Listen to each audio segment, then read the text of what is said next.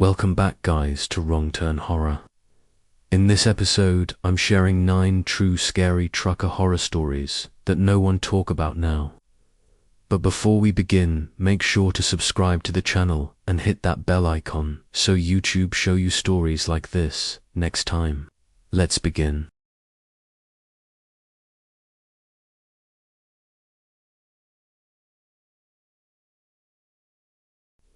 The knock came from inside the trailer. That's the part that still makes my hands shake when I think about it. Not the door, not the side panel. Inside, a slow, deliberate knock, like someone tapping on a coffin lid 3 times with patience. I was doing 65 miles an hour through western Nebraska when I heard it.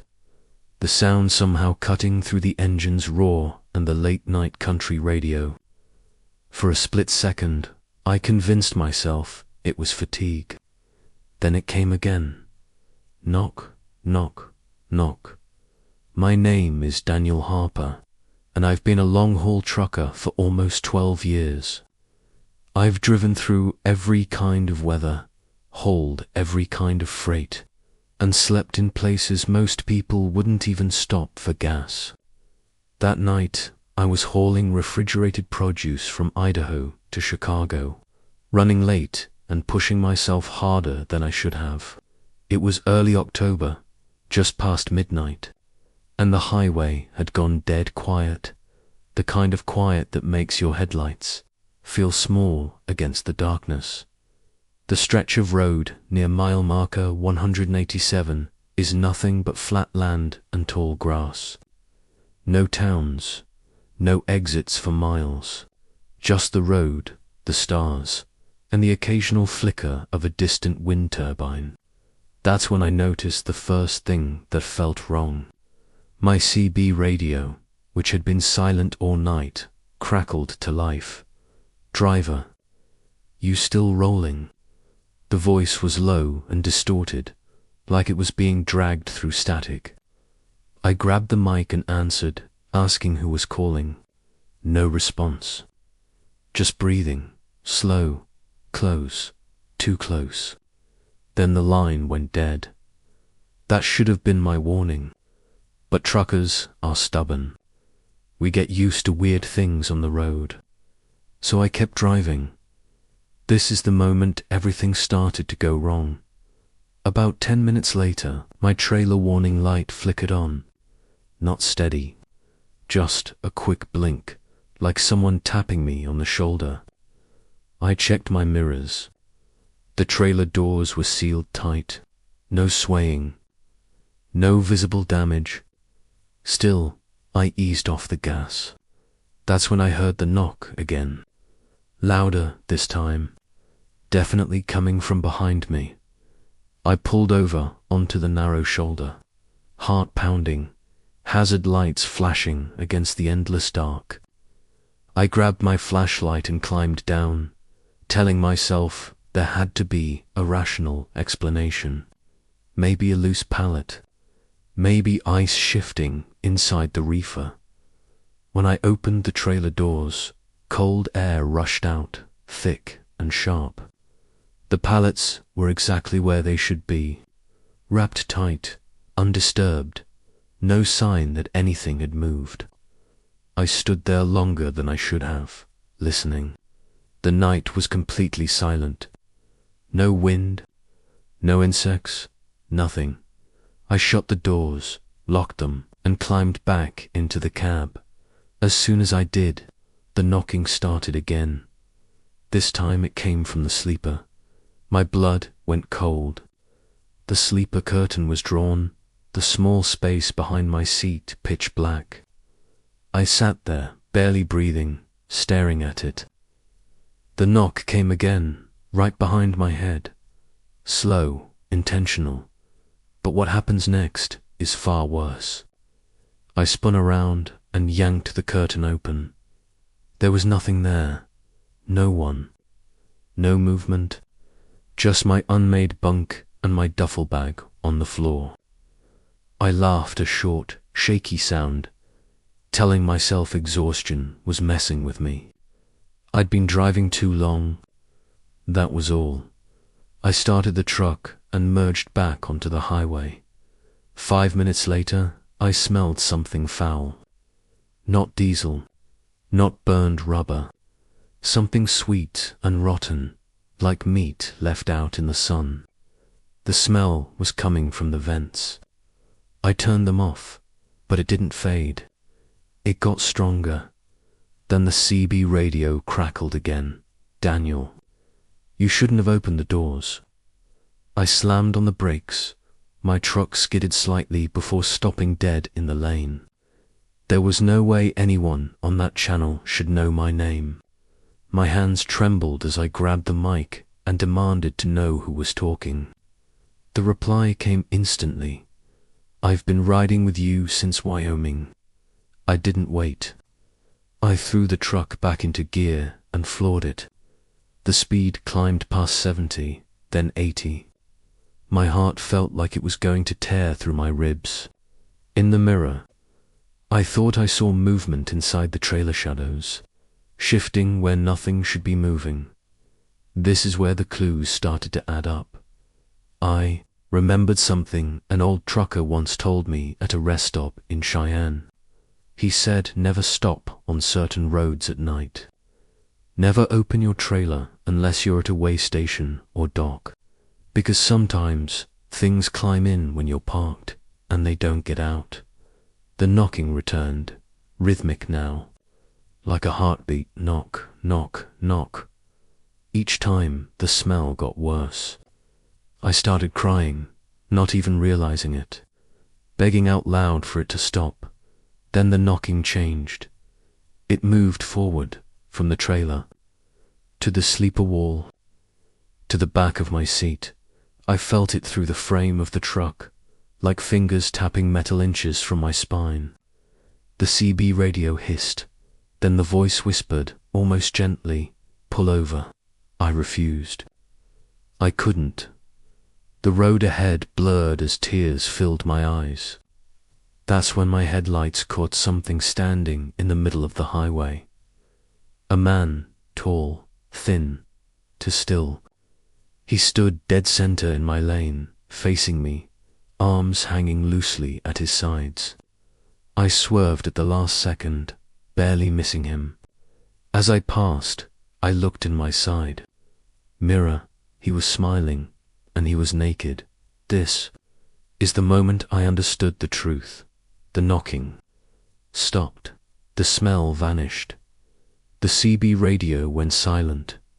I drove another 30 miles before I saw lights an all-night truck stop glowing like a miracle in the distance.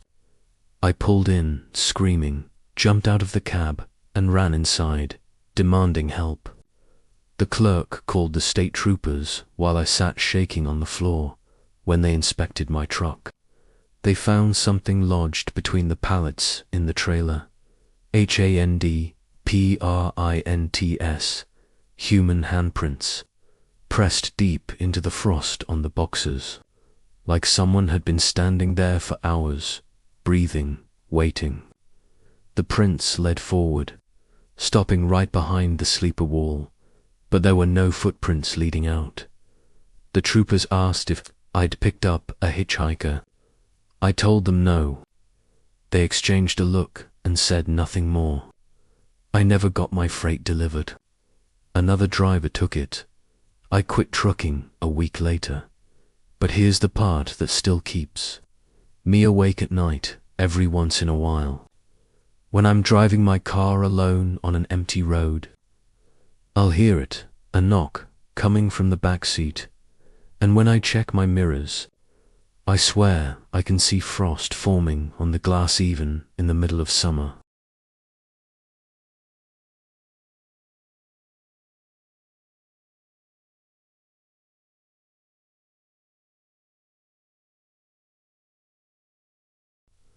The first thing I heard wasn't the crash.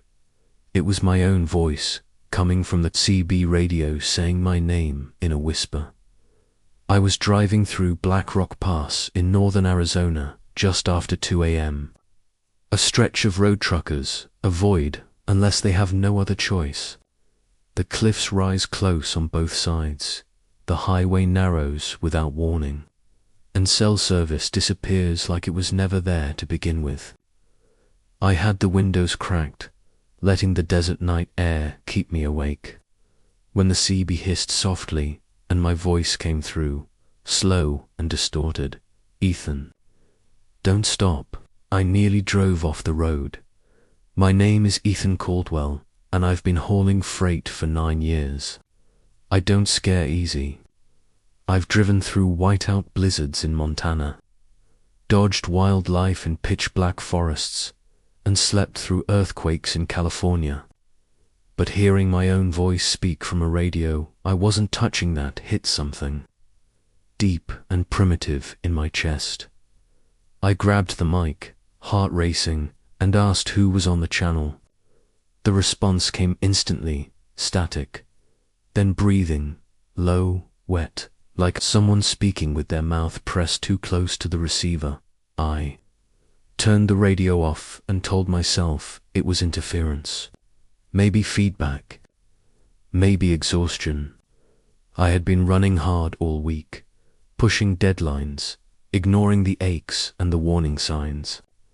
The road ahead twisted into darkness, my headlights carving pale tunnels through the rock walls. That's when my dashboard lights flickered, just once dot, then again. This is the moment everything started to go wrong. The engine temperature dropped suddenly. I glanced down, confused. Desert nights don't do that.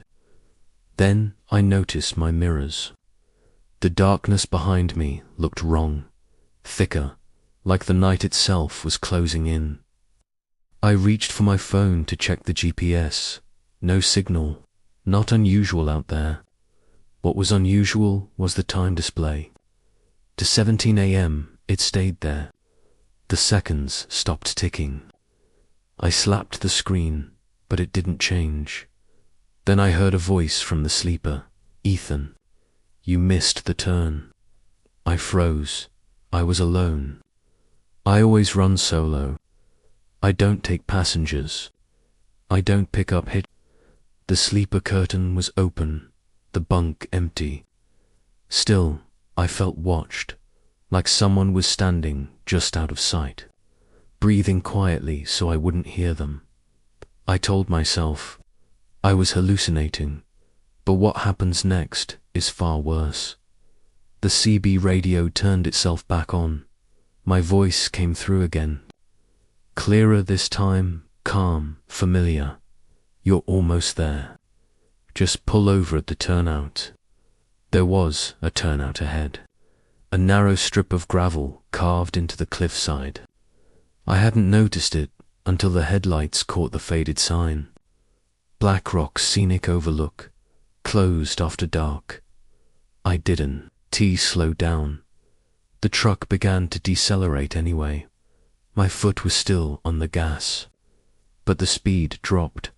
55, 50, 40, the engine wind protesting, like it was being held back by something unseen. "Stop fighting it," my voice said. "You already stopped once." That didn't make sense. I hadn't stopped. Not yet. The brakes locked. The truck shuddered to a halt inches from the edge of the turnout. Beyond it was nothing but darkness and a long drop into the canyon below. My hands shook as I yanked the parking brake and killed the engine. The silence was absolute. No wind, no insects, no distant highway noise, just my breathing and the faint tick of cooling metal. Then came the knock, not on the door, on the roof, slow, heavy, like something with weight testing the metal. I stayed frozen, staring at the windshield. Another knock followed, closer to the driver's side. The cab dipped slightly, as if whatever was up there was shifting its weight. "This is where you got out last time," the radio whispered. "Memories, surface memories." I didn't recognize. Standing on gravel, headlights off, looking into the dark and feeling something look back. I screamed for it to stop and slammed my fist into the radio. The sound cut out, replaced by a new noise. Footsteps. They moved down the side of the truck, metal creaking under each step. The driver's door handle rattled once, twice. I reached for the tire thumper I kept wedged beside the seat, gripping it like a lifeline. Sweat ran down my spine despite the cold creeping into the cab. The sleeper curtain fluttered. Something brushed past it. This is the moment I knew I wasn't dealing with a person. The temperature dropped sharply, fog blooming on the inside of the windshield. I could see my breath. The smell of dust and decay filled the cab, thick and choking. Then I saw it in the side mirror, a figure standing beside the trailer. It was shaped like a man, but wrong in ways my brain struggled to process. Too tall, arms too long. Its head tilted at an unnatural angle, like it was studying me. Its mouth opened wider than it should have, stretching into a smile that showed nothing inside. Just darkness. It raised one hand, and my hand lifted in response. I screamed and forced my arm down, biting into my wrist to break whatever hold it had on me. Pain snapped me back. I slammed the ignition and the engine roared to life, lights flaring. Breaking the spell, the thing vanished. I didn't think. I didn't look back. I floored it, tires spitting gravel as I tore away from the overlook. The road straightened, the cliffs falling away, the darkness thinning like smoke in sunlight. The clock on my phone jumped forward. 3:42, a dot, M dot. I drove until dawn, until my eyes burned and my hands cramped around the wheel. When I finally pulled into a rest area near Flagstaff, I collapsed against the steering wheel and cried like a child. A state trooper found me there later that morning. He asked why my trailer cameras had been disabled. I told him I didn't know what he was talking about. He showed me the footage. Hours of it were missing. The last frame showed my truck parked at the Black Rock turnout, headlights off, drivers, door open, and someone standing beside it perfectly, still facing the cab.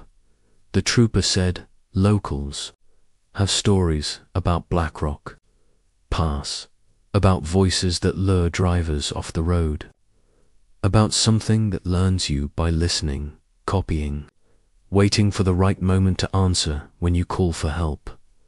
I don't drive that route anymore, but sometimes, late at night, when the radio is quiet and the road stretches empty ahead of me, I hear my voice come through the static, still calm, still patient, still telling me not to stop.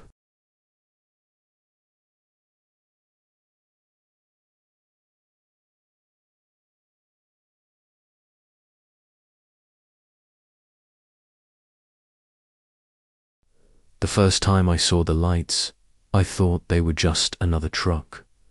2 white points appeared in my side mirror, far back on Highway 83 in Red Willow County, Nebraska. They stayed perfectly centered, never gaining, never falling behind. That alone was strange. Out there, drivers pass or get passed. Nobody rides your tail for miles without changing speed. I told myself it was coincidence and kept rolling. Then I checked my clock. 2:11 a.m., 10 minutes later. It was still 2:11. My name is Marcus Reed, and I've been driving long haul for over a decade.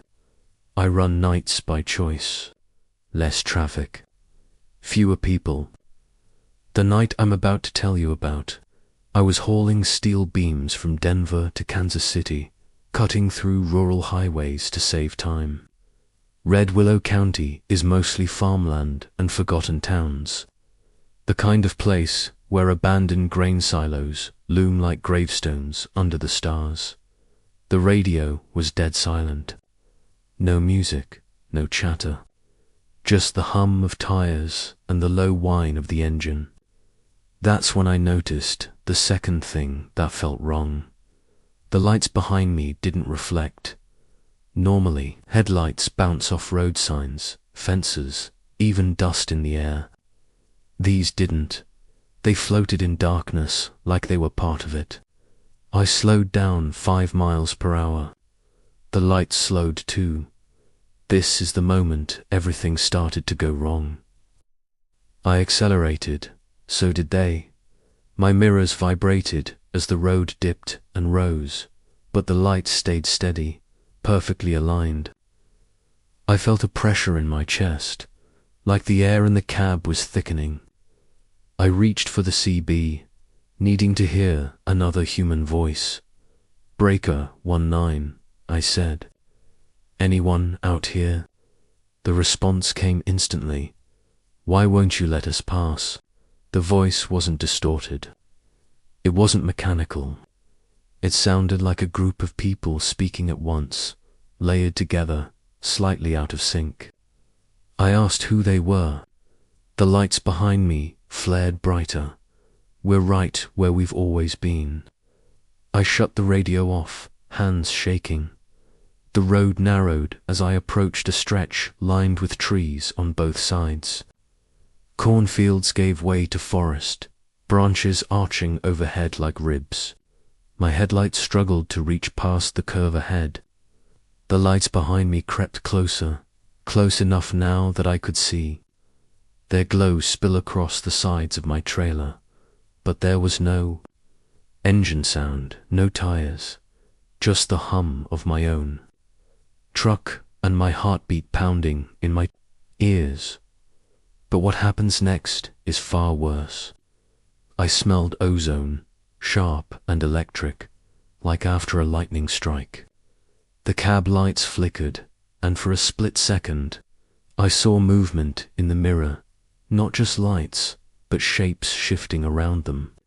Tall silhouettes bending unnaturally, as if they weren't bound by joints or bones. I whispered to myself, begging it not to be real. The GPS screen blinked and rerouted. Without warning, turn right in 500 feet. There was no right turn. I knew that road. But the sign appeared anyway, rusted and crooked, pointing into a narrow dirt lane that disappeared into the trees. As I passed it, the lights behind me surged forward, almost touching my trailer.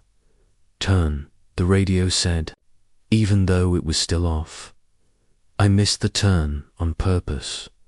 The road ahead vanished. I don't mean it curved. I mean it ended. The asphalt simply stopped, giving way to dirt and grass, like the highway had never existed beyond that point.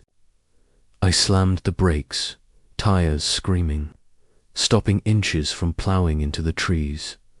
The lights surrounded me. They weren't headlights anymore. They were faces, pale, featureless, floating just outside the cab windows, pressing close, as if curious. Their mouths opened in unison, stretching too wide. "This is where you're supposed to stop." I squeezed my eyes shut, praying. When I opened them again, the road was back. The asphalt stretched ahead like nothing had happened. The lights were behind me again, farther back now, dimmer. I didn't hesitate. I floored it. The speed climbed past 70, then 80. The truck rattled, protesting the abuse. The lights struggled to keep up, flickering like candles in wind. One by one, they winked out till only a single light remained, dead center in my mirror. This is the moment I realized the truth. They weren't following me, they were pacing me. The single light surged forward and passed me on the left. As it did, my cab filled with cold, the smell of damp earth and rot. I glanced sideways. There was no vehicle, just a shape running beside my truck, keeping pace at 80 miles an hour. Its limbs moved in a blur, too many joints bending the wrong way. Where its face should have been was that same glowing light burning into me. It turned its head and looked directly at me and smiled. The truck lurched as something slammed into the trailer. I fought the wheel, barely keeping control as the impact echoed through the frame. In the mirror, I saw deep dents forming along the metal, like fists pounding from the outside. Then the knocking started from the walls, from the ceiling, from the floor beneath my feet. I screamed and prayed and begged for daylight, for anything. The single light darted ahead, disappearing into the darkness. Suddenly, everything stopped. The knocking, the cold, the pressure in my chest. The road straightened and widened, trees falling away to open fields. I burst out of the forest and into a small town, streetlights glowing weakly, buildings sagging with age. I pulled into the first gas station I saw and didn't get out of the truck. The attendant knocked on my window. I nearly jumped out of my skin. When I finally opened the door, he stared at my trailer, face pale. He asked where I'd come from. I told him Red Willow County. He shook his head slowly. People don't drive through there at night anymore, he said. Not since the lights started following folks home. I walked back to inspect my trailer. There were handprints all over it, not human. Too long, too thin, pressed into the metal like soft clay. They trailed off toward the rear, stopping abruptly, as if whatever made them had vanished mid-step. I checked my phone. 3:58 a.m. I never saw the lights again. But sometimes, when I'm driving alone and the night gets too quiet, I'll catch a reflection in my mirror that doesn't belong to me, too. White points, waiting, pacing, patient, and no matter how fast I go, they never fall behind.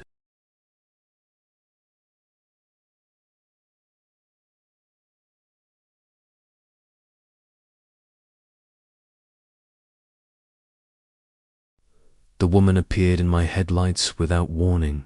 1 second the road was empty. The next, she was standing on the shoulder, just beyond exit 99, her arm raised in a slow, deliberate wave.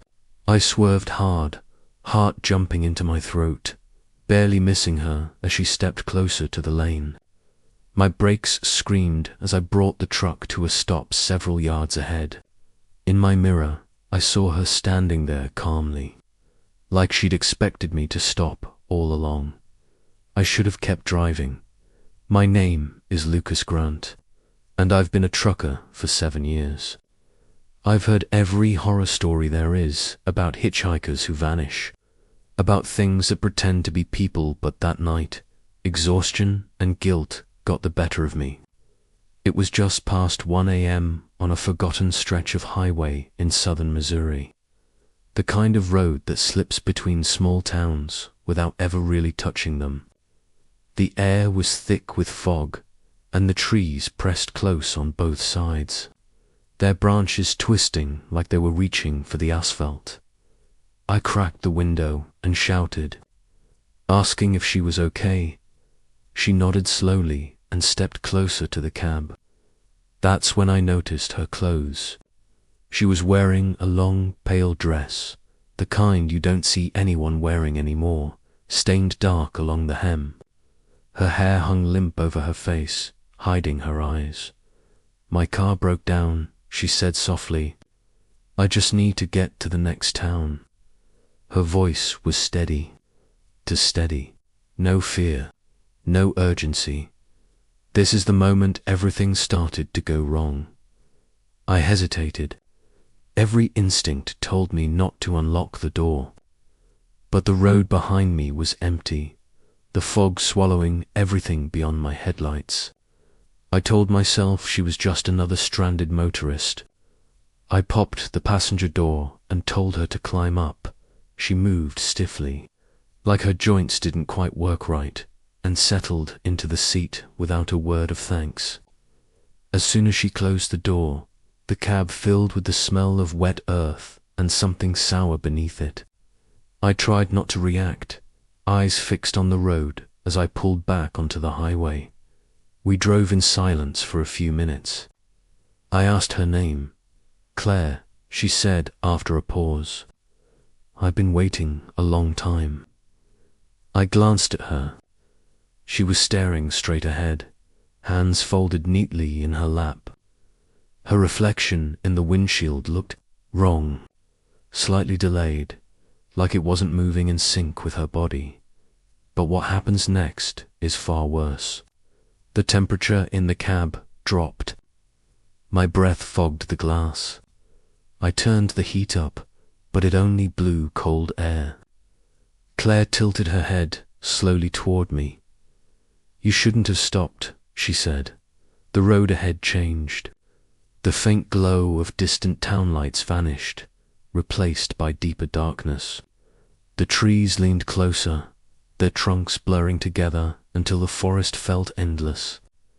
My GPS blinked and rerouted, insisting I make a turn onto a narrow side road I didn't recognize.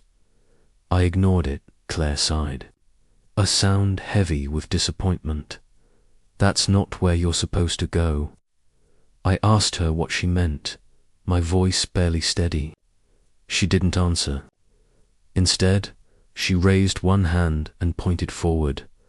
There was something in the road. At first it looked like a fallen tree.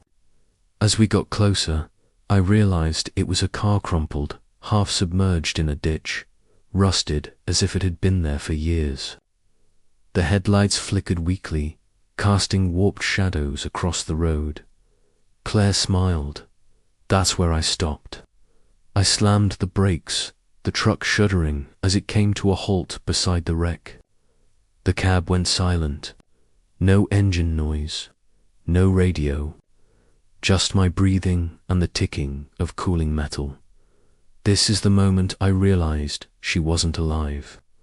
I turned to her, demanding to know what she wanted. Her head rolled toward me, neck bending farther than it should have.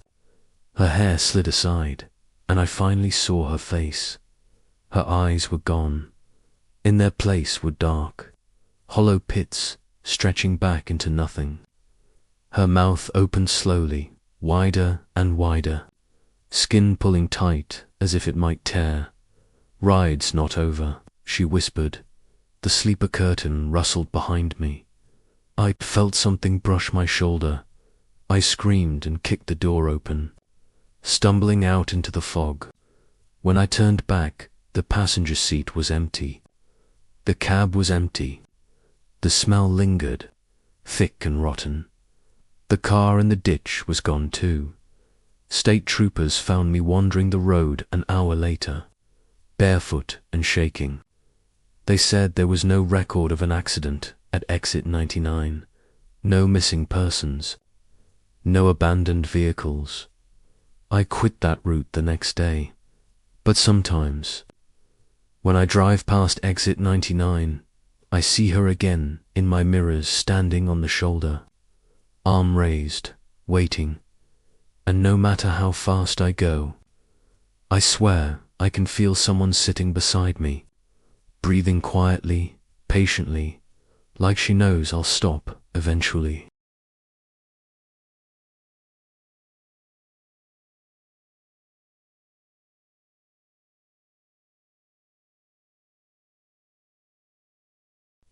The first sign something was wrong wasn't the sound. It was the way my truck suddenly felt heavier. I was climbing Donner Pass just after midnight, the engine groaning as it pulled 40,000 pounds of freight through the snow. I'd made that climb dozens of times over the years, enough to know exactly how my rig should feel on the incline. But halfway up, it was like someone had quietly added another load, like the mountain itself had. Reached out and grabbed hold, my speed dropped even though my foot stayed steady on the pedal. That's when the low-pressure alarm chirped once, then stopped. My name is Aaron Bishop, and I've been driving long haul for 11 years. Winter routes don't scare me. Chains, ice, whiteout sigh, respect them, but I don't panic. That night though, the air felt wrong, thick, heavy. The snow wasn't falling, but it swirled anyway, drifting sideways across the windshield like it was being stirred by something I couldn't see. I checked my gauges. Everything read normal. Trailer brakes were fine, load secure. Yet the truck kept slowing, like it was fighting a force that didn't show up on any dial. This is the moment everything started to go wrong. I felt it shift, not forward or back downward. The cab creaked softly, metal complaining under stress. My seat pressed harder against my back, the suspension groaning like it was being compressed. I eased off the gas and coasted into a turnout, heart pounding, breath fogging the glass. As soon as I stopped, the pressure eased. I sat there for a long moment, listening to the engine idle and the faint whistle of wind cutting across the mountain. I told myself it was ice build-up, snowpacking somewhere it shouldn't. I grabbed my jacket and stepped out to inspect the trailer. The cold hit like a slap. My boots crunched on snow as I walked the length of the trailer, flashlight beams slicing through the darkness. The tires looked fine. No blown seals, no ice chunks hanging where they shouldn't be. Everything was exactly as it should have been, except for the roof. There were handprints, pressed into the snow on top of the trailer. They were human-shaped, but too deep, like something incredibly heavy had been crouching up there. But what happens next is far worse. I backed away slowly, breath coming fast. Snow doesn't do that. Wind doesn't do that. I climbed back into the cab, locked the doors, and pulled onto the road, telling myself I'd imagined it. The moment the truck started moving again, the weight returned, heavier this time. The engine whined in protest as the speed dropped to 20. The steering felt sluggish, like the tires were sinking into something soft instead of gripping asphalt. Then I heard it scraping, slow and deliberate, moving from the top of the cab toward the sleeper, the sound of nails, or something like them dragging across metal. I clenched the wheel so hard my hands hurt, eyes locked on the road ahead. The scraping stopped directly above my head. The cab dipped slightly, suspension crying out. Whatever it was, it had settled in. The radio crackled to life without warning. Cold up here. A voice murmured. It sounded like it was coming from right above me. I screamed at it to get off my truck, to leave me alone. The voice chuckled softly, a wet, amused sound. You don't mind the weight, it said. You carry worse every day. The words sank into me, stirring memories. I didn't want to think about accidents I'd passed, people I hadn't helped, miles driven without looking back. This is where the clues finally started to make sense. I remembered an old story told at a truck stop near Reno about Donner Pass, about things that followed travelers in winter, not animals, not ghosts exactly. Something drawn to exhaustion and guilt, something that fed on the strain of the climb. The temperature in the cab dropped. Ice crept along the edges of the windshield from the inside. My breath came out in thick clouds now, and my fingers were numb on the wheel. The weight shifted again, closer. I felt it press down directly above the driver's seat. Done. The knocking started. One slow knock, 2.3. Each one vibrated through my bones. This is the moment I knew it wanted me to. Stop.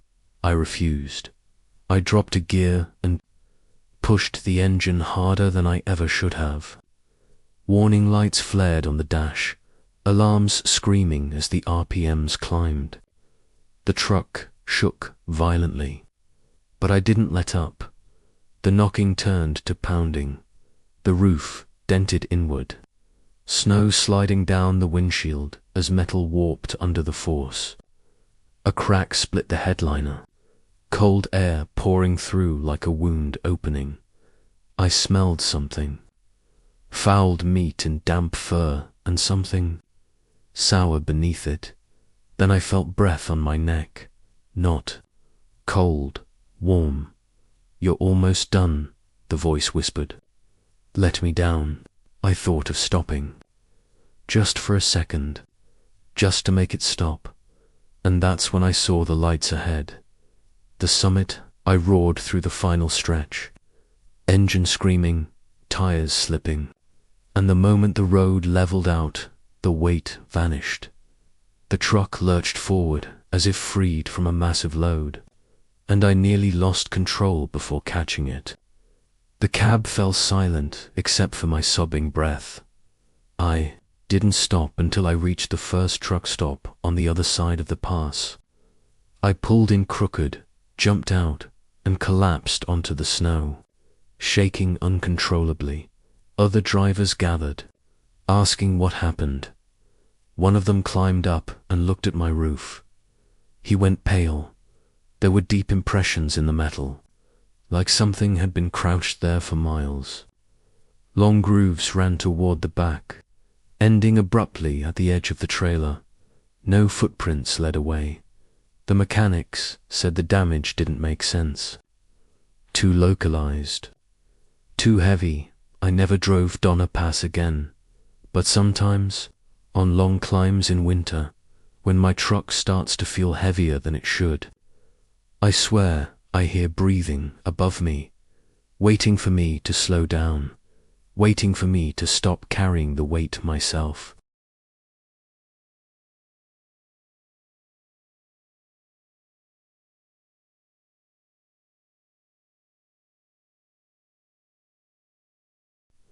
The call came through 5 minutes after I logged off my ELT. That's what made my stomach drop.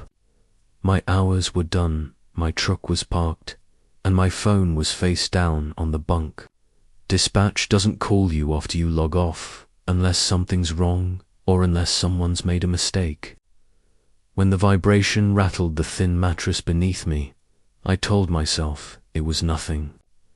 I let it buzz once, twice, then it stopped. A second later, it rang again. My name is Trevor Malloy, and I've been hauling freight for 8 years. I run mostly Midwest, routes Ohio, Indiana, Illinois, the boring ones people think are safe. That night, I was parked at a nearly empty rest area off I-74 in western Indiana. It was just after 3 a.m., the lot lit by flickering sodium lights that buzzed like insects. The air outside was dead still, the kind of quiet that presses against your ears. I answered the phone. Dispatch. A familiar voice said, "Calm, professional, Trevor.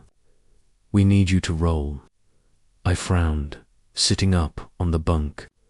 "I'm logged off," I said. "I've got 6 hours before I can move." There was a pause. Not the kind where someone's checking a computer. The kind where someone's deciding what to say next. "You're already driving," the voice replied. "This is the moment everything started to go wrong." Swung my legs over the side of the bunk and leaned forward, peering into the cab. The engine was off. The dash was dark. My keys were hanging where I always left them. I told dispatch they had the wrong driver. The line crackled softly. "No," the voice said. "Same truck, same route, same mistake." I asked what mistake. You stopped. The call dropped. I sat there for a long time, staring at my phone. I told myself it was a glitch, a prank, maybe a dispatcher on the wrong line. I lay back down, pulled the blanket up, and tried to sleep. Then my truck started. Not the engine. The radio, static, burst through the cab speakers, loud enough to make me jump. Then the channel locked in, volume cranking itself up. The same voice came through, distorted now, layered with a faint echo like it was speaking from a large, empty room. But what happens next is far worse. "Trevor," it said, "look outside." I didn't want to. Every instinct screamed not to move, not to acknowledge whatever this was. But curiosity and I slid the curtain aside and looked out the windshield. There was another truck parked directly in front of mine. Same make, same color, same company logo, same number. Its marker lights were on, glowing dim orange in the fog that had crept into the lot. The engine idled softly, exhaust puffing into the cold air. I could see a silhouette in the driver's seat. It moved. My phone rang again. "See?" The dispatcher said. "You're late." I whispered that this wasn't possible. The dispatcher chuckled a sound that didn't belong to anyone I knew. "You'd been here before," the voice said. "You always forget." The cab lights flickered. My door locks clicked down. I rushed forward and grabbed the handle, yanking hard. It wouldn't budge. Outside, the other truck's driver's side door opened slowly. The silhouette stepped down, boots crunching on gravel. He stood under the light, and my blood turned to ice. It was me, same jacket, same beard, same tired slouch I'd seen in mirrors 1,000 times. His face was slack, eyes dark and unfocused, like someone walking in their sleep. This is where the clues finally lined up. I remembered story struckers who swore they'd seen themselves on the road, warnings not to acknowledge doubles, not to answer calls that came when they shouldn't. I remembered my own close calls, times I'd driven past my limit, pulled over just in time, cheated sleep when I shouldn't have. The radio crackled again. "You logged off," the dispatcher said, "but you didn't stop." My double walked toward my truck, each step slow and deliberate. As he got closer, I saw something wrong with his movements. He lagged slightly, like the video was buffering. His head tilted, eyes locking onto mine through the windshield. He smiled. I backed away, heart hammering, retreating toward the sleeper. The temperature dropped sharply, breath fogging the air. Frost crept along the edges of the windows. The dispatcher's voice softened. "Open the door," it said. "You're exhausted." Let him finish the route. The pounding started, then heavy blows against the driver's door, shaking the cab. The locks strained with each hit. I screamed, grabbing my phone and dialing 911. No signal. The pounding stopped. For a moment, everything was quiet. Then I heard footsteps inside the cab, slow, familiar, like someone moving exactly the way I would dot the sleeper curtain, rustled. This is the moment I knew only one of us was real. I grabbed the tire thumper from under the bunk and swung as the curtain pulled back. There was nothing there. The cab was empty. The pounding resumes, this time from inside my head. Memories flooded in that weren't mine. Endless roads, missed exits, driving without stopping, never pulling over no matter how tired I was. The dispatcher's voice whispered, "You can sleep." He won't. I screamed and slammed my fist into the radio, shattering the faceplate. Sparks flew, and the cab went dark. Outside, the other truck's engine revved. Headlights flared to life, blinding white. I shielded my eyes as the truck pulled away, rolling toward the exit of the rest area. And then it was gone. Morning came slowly. Pale light crept into the lot, revealing empty pavement where the other truck had been. My door unlocked with a soft click. My phone lay silent. When I checked my logs, my blood ran cold. According to the ELD, my truck had driven for 3 hours after I logged off. Miles logged. Fuel consumed. No explanation. I quit that company a week later. Changed numbers, changed routes, but sometimes, late at night, when I'm parked and the world goes quiet, my phone will buzz, no caller ID, and for just a second, I swear I can hear an engine idling, waiting for me to let someone else take the wheel.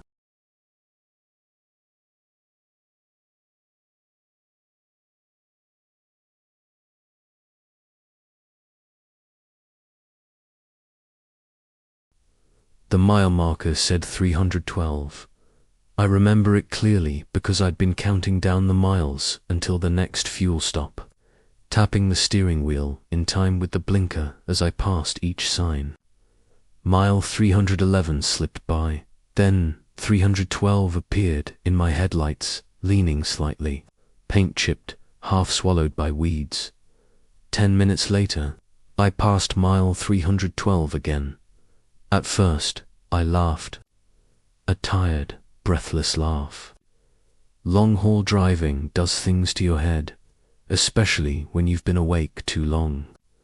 I told myself I'd misread the sign or missed one in between. But when mile 312 showed up a third time, standing exactly the same way, with the same bent post and the same strip of peeling white paint, my mouth went dry.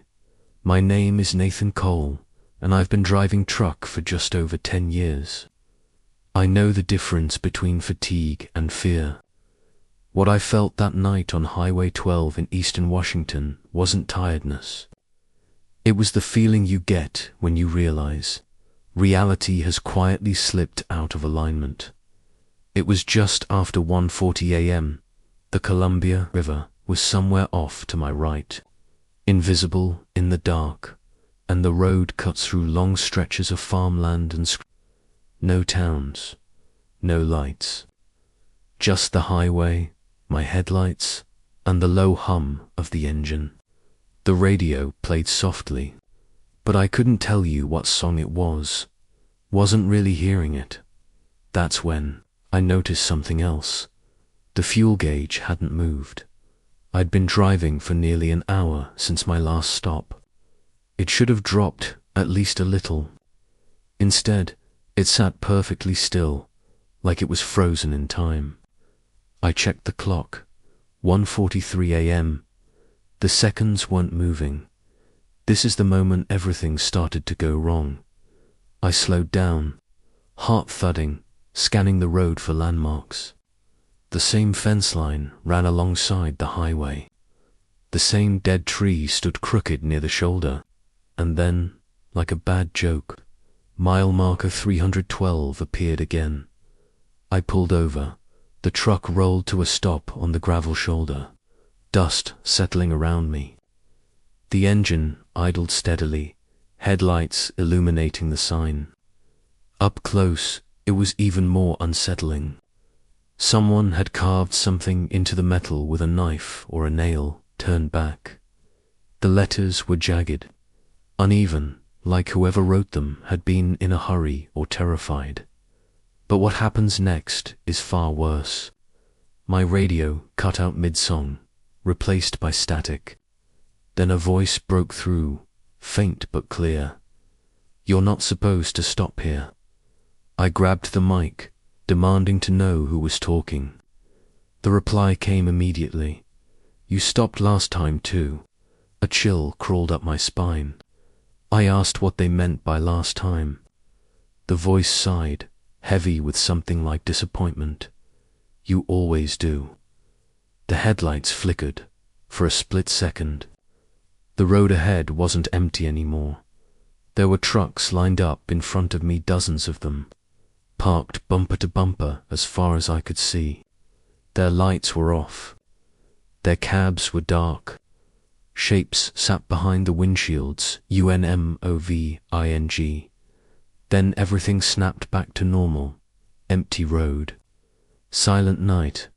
I slammed the door shut, threw the truck into gear, and pulled back onto the highway, hands shaking so badly I could barely keep the wheel straight. I told myself I'd imagined it.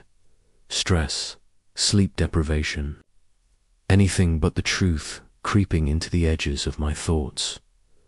Mile marker 312 passed again. This time, the sign was closer to the road, and something was standing beside it. A man, at least. It looked like a man from a distance. He wore dark clothes and stood perfectly still, facing away from me. As I approached, he slowly turned his head, farther than a neck should be able to turn, and looked directly at my cab. His face was wrong, too smooth. No expression, no eyes I could see, just shadow where they should have been. This is the moment I realized the road was looping me on purpose. I hit the gas that the engine roared. Speed climbing, but the scenery didn't change. The same fence, the same tree, the same bend in the road. No matter how fast I went, I stayed trapped inside that single mile. The radio came back on. Fuel's still good, the voice said. You can keep driving. I screamed that I wanted out, that I didn't belong there. The voice replied calmly, none of you do. The pressure in the cab increased, like the air was thickening. My ears popped. The windows fogged from the inside. I could smell oil and dust and something old, like an abandoned building, sealed for decades. The man by the mile marker appeared again. Then again, each time I passed him. He was closer to the road, closer to the lane, closer to my door. The knocking started soon after, not loud, not frantic, just a gentle, patient tapping on the driver's side door. Knock, dot, knock, knock, dot. You can stop now, the voice said. The others did. I glanced into my side mirror. Behind me, trucks were lined up now, silent, headlights dark, stretching back into the night. I could see drivers sitting inside them, hands on the wheel, faces slack and empty, staring straight ahead. They weren't driving, they were waiting. This is the moment. Everything truly fell apart. The knocking moved inside the cab, from the door, to the seat, to the space right behind my head. I felt breath on my ear. You missed your turn, it whispered. I thought about something my old trainer once told me. He said roads remember people, especially the ones who die on them, especially the ones who keep driving when they should stop. With shaking hands, I reached up and turned off the engine. Everything went silent. For one horrible second, I thought I'd made the wrong choice. Then the world lurched. The pressure vanished. The fog cleared. The radio went dead. I sat there in total darkness, heart hammering, afraid to move. When I turned the key again, the engine started immediately. The clock read to 12 a.m. The fuel gauge dropped. Ahead of me, a new mile marker stood in the headlights. I didn't stop until sunrise. I reported the incident later, half expecting someone to laugh me off the phone. Instead, the dispatcher went quiet and told me not to take Highway 12 at night anymore. When I asked why, he said a stretch near mile 312 had more missing drivers than anywhere else in the state. Trucks found abandoned, engines cold, fuel tanks half full, no bodies, no skid marks, just trucks parked neatly on the shoulder, like their drivers stepped out and never came back. I still drive, but if I ever see mile marker 312 again, I won't slow down, because I know the road is still there, waiting for me to stop one more time.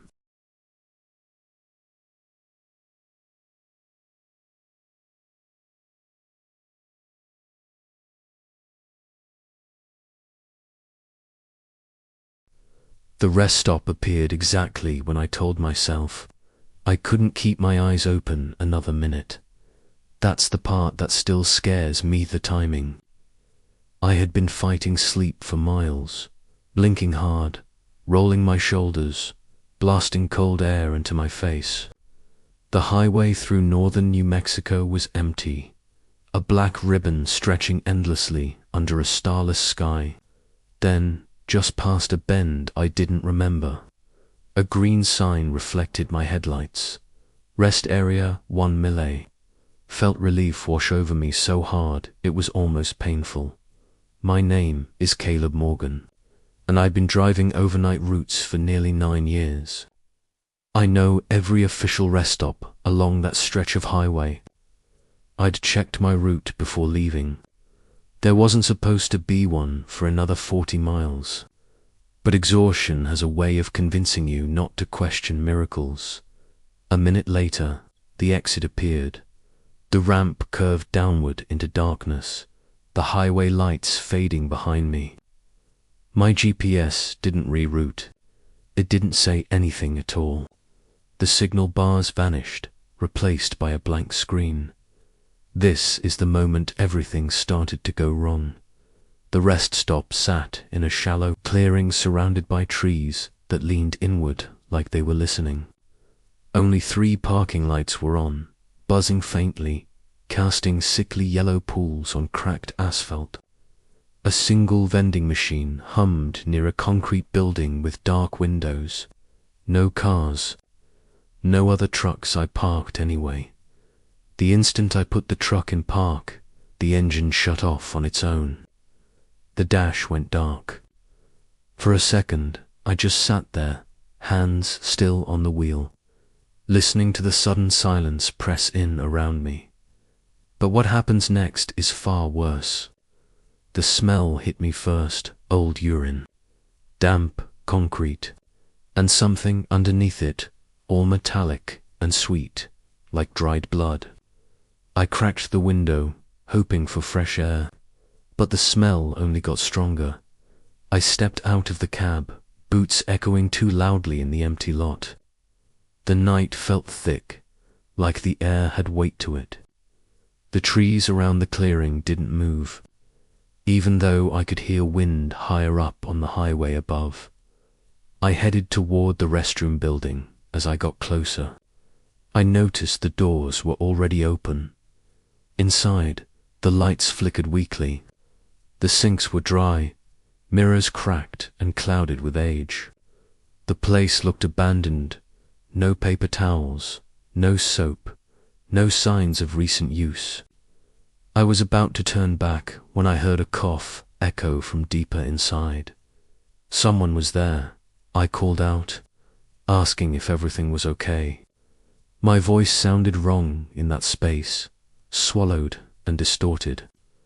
A man stepped out from the shadows near the stalls. He wore a trucker's jacket, stained and faded. His hat sat low over his face, brim shadowing his eyes. He smiled slowly, like he was relieved to see me. "Long night?" he asked. I nodded, keeping my distance. Something about him made my skin crawl. He didn't blink. Not once. He told me he'd been there a while. Said his truck wouldn't start. Asked if I could give him a jump. This is where I should have left. Instead, I followed him back outside. His truck was parked at the far edge of the lot, half hidden in shadow. It looked old, too old. Rust ate at the doors, and the company logo was so faded it was unreadable. As we approached, I noticed something strange. The tires were sunk deep into the asphalt, like they'd been there for years. I hesitated, telling him my cables were in my cab. He nodded and told me to hurry, it was getting late. Late for what? I didn't ask. When I turned back toward my truck, my headlights were off. The cab was dark, barely visible under the flickering lot lights. I suddenly wasn't sure it was my truck anymore. Something about its shape felt wrong. Stretched, distorted. The man's voice drifted behind me. "You don't want to sleep here," he said. "Not all the way." I spun around, demanding to know what he meant. He was closer now, too close. This is the moment. I realized the rest stop wasn't meant for resting. His smile widened, splitting his face unnaturally. The shadows around his eyes deepened, swallowing what little light there was. "Most drivers don't wake up," he said calmly. "They just stay." The parking lights flickered out. Total darkness swallowed the lot. I ran. I don't remember deciding to. My body just moved. I sprinted for my truck, fumbling with the door handle, heart slamming against my ribs. Behind me, I heard footsteps, slow, unhurried. Confident, the door opened. I dove inside and slammed it shut, locking it just as something heavy hit the side of the cab. The whole truck rocked violently. I scrambled for the keys, but they weren't in the ignition. They were sitting on the passenger seat. I grabbed them and jammed them in, twisting hard. The engine coughed, then roared to life. The headlights flashed and illuminated the entire lot. It was full.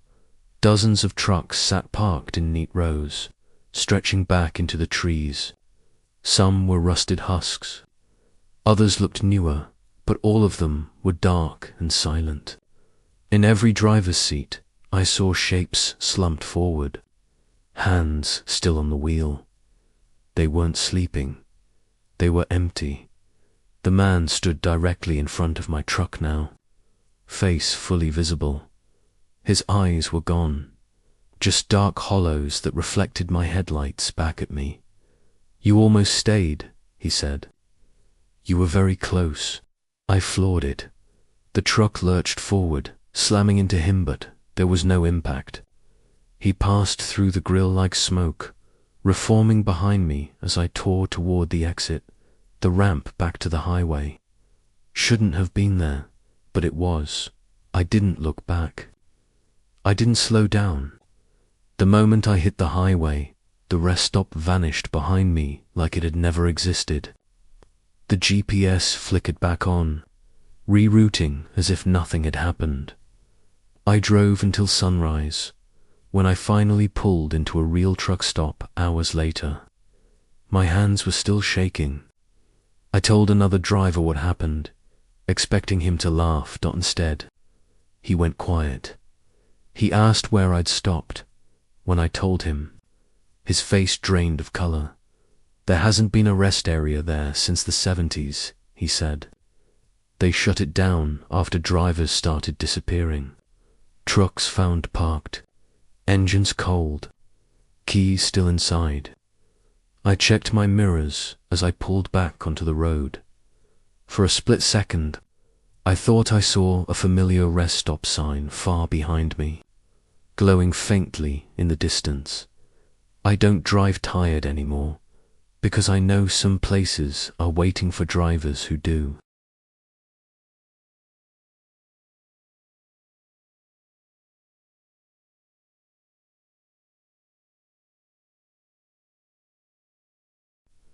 I first saw him on Route 66, just past midnight. The highway stretched straight through the desert, orange light from the few broken street lamps barely touching the cracked asphalt. My rig was loaded with auto parts, and I was hauling alone from Albuquerque to Flagstaff. I was tired, yes, but I'd driven long stretches like this 100 times. What made my stomach knot wasn't the desert, the isolation, or the creeping fatigue. It was the figure standing on the shoulder, just beyond my headlights, looking directly at me. He was tall, too tall, with a trench coat that flapped unnaturally in the non-existent wind. His arms hung straight, stiff like wood, and his head tilted slightly to one side. At first, I thought he was a hitchhiker. That was my first mistake. My name is Dominic Hale, and I've been trucking across the Southwest for over a decade. I've seen my fair share of weird things. Abandoned cars, animals running along the road, even the occasional prankster trying to scare a driver. But nothing, not one single thing, prepared me for what happened that night. I slowed the truck instinctively, keeping my eyes on him. He didn't move toward me. He didn't wave or call out. He just stared. When my rig passed, I glanced in the rear view. He was gone. I told myself it was a trick of the headlights. The desert is full of illusions. I sped up. 2 minutes later, he appeared again. This time, closer to the road, his trench coat trailing, shoulders hunched unnaturally. My heart thumped painfully in my chest. I tried to tell myself it was a mirage. The desert can play games when you're tired. But the hairs on my neck stood up, the cold prickling even through the heater blasting at full dot. Then my CB radio crackled. Dominic. I nearly dropped the mic. My name, spoken slowly and clearly, carried through the static. Who is this? I yelled, though my voice shook. The static hissed back, but no answer came. Only that faint whisper, Dominic. Again, this is the moment everything started to go wrong. I pulled onto the next turnout, a small gravel strip near an old, collapsed gas station. The figure was gone from the shoulder, and the silence pressed in, heavier than the desert heat. I sat in the cab, gripping the steering wheel, trying to calm myself. But when I glanced in the rearview mirror, I nearly screamed. He was there. Inside the mirror, standing in the road behind me, just beyond the reach of my headlights. Not moving, just watching. The weird part, the reflection didn't match the road behind me. The asphalt shimmered unnaturally around him, almost like heat waves, though the night was freezing. I floored it. The tires screamed on the gravel, throwing dust and rocks, and the truck lurched back onto the highway. I didn't look behind again, focusing only on the road ahead. My headlights carved long ribbons of light through the darkness, and for a few miles, I told myself I'd shaken him. But what happens next is far worse. The first thing I noticed was the lack of road noise. Usually, even on deserted stretches, the tires hum, the engine rattles. That night, it was muted, like someone had turned down the sound of reality. Then, in the passenger side mirror, I caught movement. At first, I thought it was a trick of the shadows. But no, the figure was walking alongside the truck. Not on the shoulder, not on the road beside the truck, keeping pace, his trench coat moving with impossible rigidity. I tried to swerve, shake him, anything, but no matter what I did, he stayed perfectly aligned with the cab, as if the road itself bent to his will. The CB radio crackled again. This time, a voice, clear and deliberate, came through. You always drive too far. I slammed the mic back into its clip. My hands were trembling so badly I couldn't grip the wheel. The truck felt heavier suddenly, as if the asphalt was pressing down on it. My heater shut off, leaving me in icy darkness, and the sweat on my forehead froze almost instantly in the chill. I tried calling my dispatcher. No signal. The highway was dead. The mountains loomed in the distance, black shadows swallowing everything beyond the headlights. This is the moment.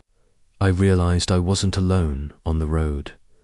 I tried to make sense of what was happening. Maybe I'd nodded off and was seeing things. But I hadn't. Every detail, every sound, every breath of cold air was too real. The figure wasn't a hallucination. He was tangible in a way that shouldn't have been possible. His eyes saw the empty voids where they should have been, locked on me through the mirror, and then he smiled. Not a normal smile. His mouth stretched wider than humanly possible, darkening into a void. The smile didn't reach his non-existent eyes, but I felt it pierce straight through me. My stomach turned, bile rising as the truck trembled under invisible pressure. I tried to pass him, to accelerate. The speedometer climbed, tires spinning on the cracked highway. The figure stayed. Beside me, always beside me. I caught a glimpse in the side mirror. His reflection wasn't following physics. Where I should have seen only the road, I saw his body, impossibly long. Bending around the truck, reaching toward the cab, I screamed, pulling the wheel hard, forcing the truck onto a shoulder. Gravel sprayed everywhere. My hands left deep scratches in the metal, but when I looked in the mirrors again, he was gone, or so I thought. The silence was complete. To complete, my chest heaved. I could see my own reflection in the windshield. And then I noticed something chilling. Behind me, in the rear view, the headlights of a truck appeared. Not the light pattern of any rig I knew. It glowed unnaturally, greenish, like a lantern in the dark. And the silhouette of the man appeared in the cab, his trench coat flapping, his smile impossibly wide. He wasn't driving. He didn't need to. The CB crackled one last time, almost inaudibly. You can't escape. I slammed my hand on the horn. The sound echoed through the mountains. When I looked again, the truck was gone. Only the dark road stretched behind me, empty. I drove like a man possessed for hours. Route 66 twisted and turned endlessly, but no matter how far I went, I felt his presence in every mirror, in every shadow. I stopped at every small town, checking the truck, checking the mirrors. Nothing. When sunrise finally broke over the horizon, I pulled into a real truck stop. I checked the rear view one last time, empty, silent.